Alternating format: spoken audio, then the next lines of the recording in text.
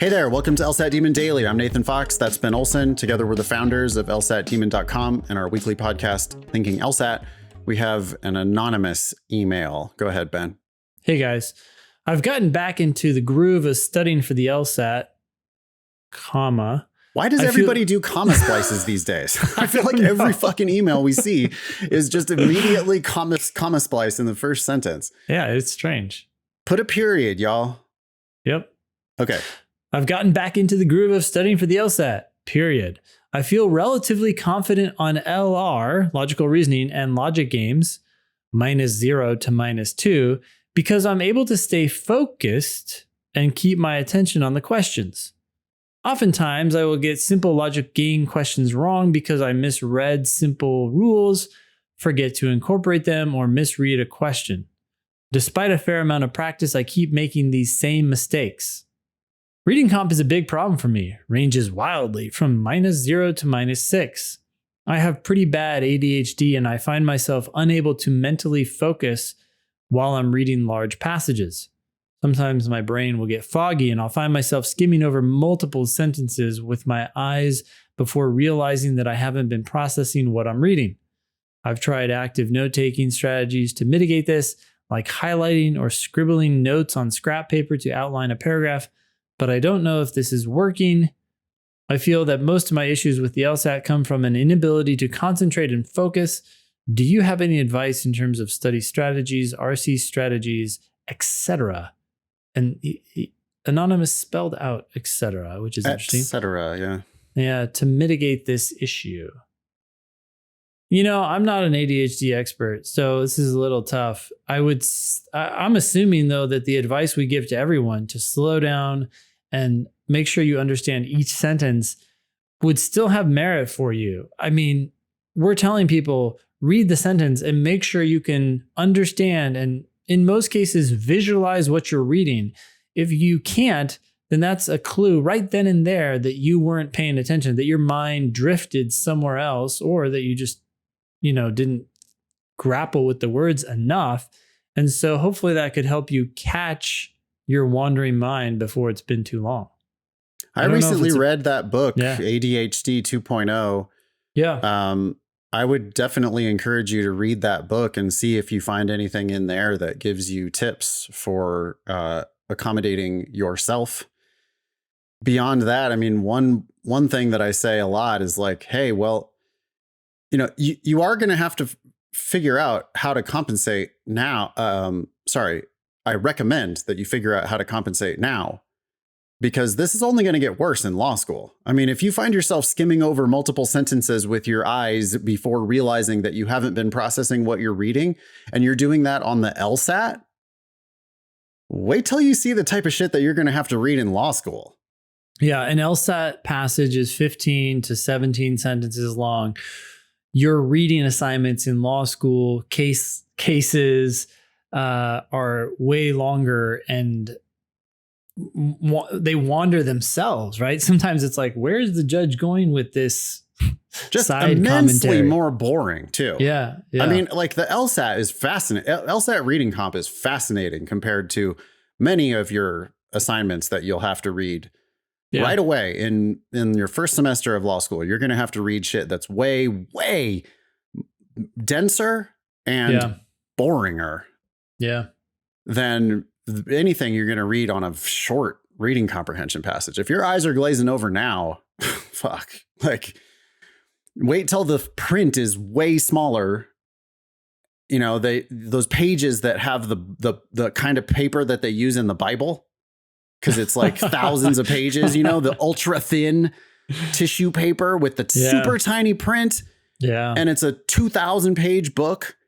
And it's like, I mean, like you've got to solve this, Anonymous. You got to figure out some strategies. So like, I hope you're not looking for LSAT tips, because this ain't an LSAT tips issue. This is you need to learn how to focus issue. Yeah. And it's probably a talk to your doctor, read up on your own ADHD, figure out some compensatory strategies for yourself, because we're not ADHD experts. The other response that I have, and this is because it's partially what you're saying might not even be an ADHD. I mean, partially, I'm sure it is, but people without ADHD have the exact same complaint. Yeah. I have a hard time focusing. I space out. This stuff's boring. I'm not interested. And there I'm like, well, okay, you need to realize that this test is the primary determinant of where you're going to go and how much you're going to pay to go there. Yeah. This is the first step in your legal career. You need to start behaving like a lawyer, and lawyers don't get to say, oh, I was bored. Oh, I'm sorry. I spaced out. Like, that's just not a thing. You know, you're going to decide that you're the person who understands everything they read. Yep. You're either going to do that or you're not.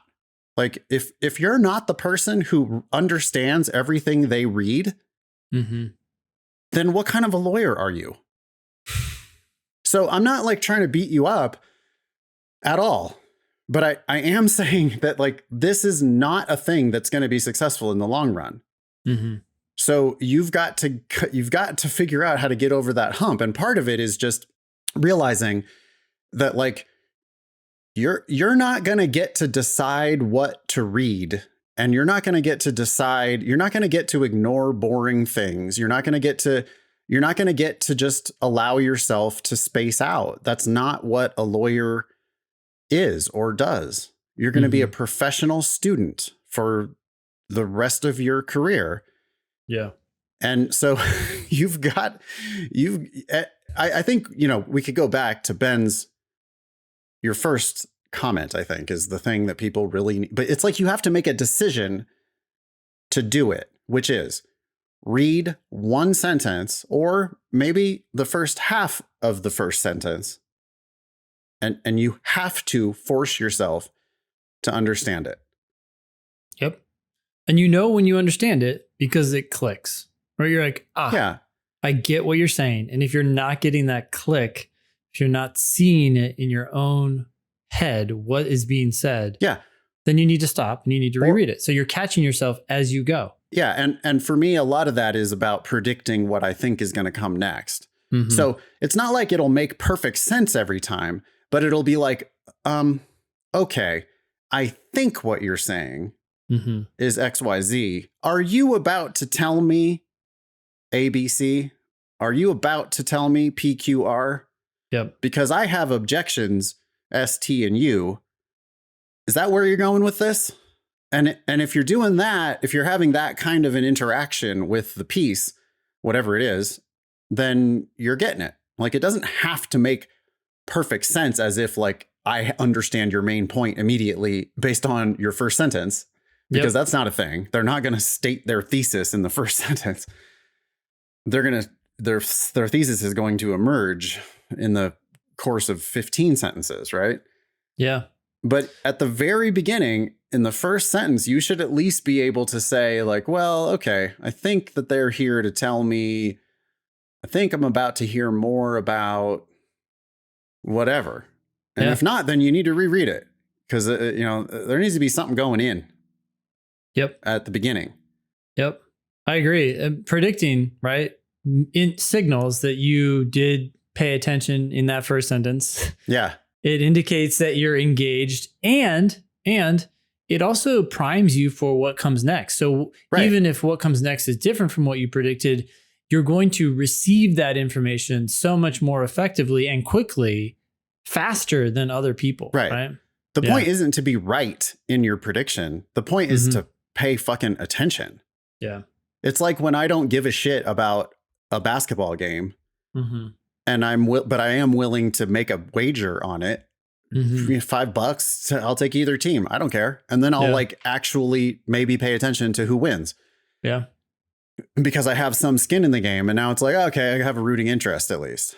Well, that's what these predictions are in reading comp. And you can do it in logical reasoning as well. You know, you read the first sentence of a logical reasoning passage and you start making a prediction. Notice what Anonymous is suggesting here, you know, and poor Anonymous has read a bunch of other dumbass strategies. Active note taking, like highlighting or taking notes on scrap paper. I never would teach people to do any of that shit. Instead, think about it Yep. Engage. You know, it's like nobody ever talks about engagement with the passage. Yep. Active notate. You know, oh, make sure you're highlighting. No, anyone can take notes. You can just literally hear words and then rewrite them down on the page. Right. And that's what they do. They do that without understanding anything. It's like, oh, that's important. I'm going to write it down. I don't understand it at all. How do you even know if it's important? I know. It's crazy. I know. Or like, why did you highlight that? Oh, I highlighted it because that's their main point. I look at it. No, it's not. Also, how would you have possibly known that that's their main point when you're reading it in the first sentence?